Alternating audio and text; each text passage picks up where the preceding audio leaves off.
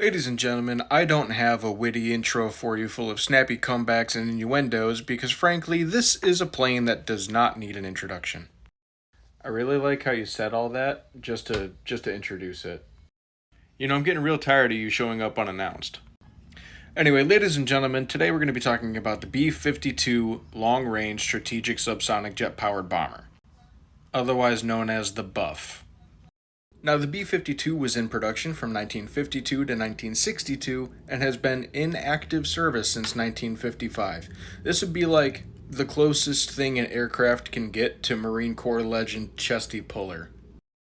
Now, of course, with how large it is subsonic, but it does have 8 jet turbine engines, which is ridiculous. But it just goes to show, slow is smooth, and smooth is fast. Now, coupled along with that, it could carry up to 70,000 pounds of ordnance. That's like carrying an entire Ford dealership with you. It's like Ford's big year-end event just dropped all over the jungle. Remember when I said that the B-52 and the F-4 were almost single-handedly responsible for changing the topographical layout of North Vietnam? If you don't believe me, I have receipts. Actually, you know what? We'll just use Operation Linebacker 2, otherwise known as the 12 Days of Christmas. Linebacker 2, from December 18th to December 29th, over 200 B-52s ran carpet bombing runs all up and down North Vietnam, which directly led to North Vietnam signing the Paris Peace Accords in January of 1973. Let's break that down, shall we? 200 B-52s with 70,000 pounds of ordnance, that's 14 million pounds of democracy just getting spread all over North Vietnam.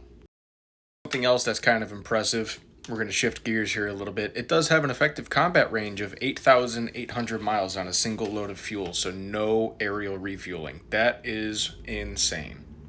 Now, of course, with the creation of the B-2 Stealth Spirit bomber and the B-1 Lancer supersonic bomber, the B-52 doesn't really have much of a place on the battlefield anymore, but again, it's been around since 1955. It's been grandfathered in.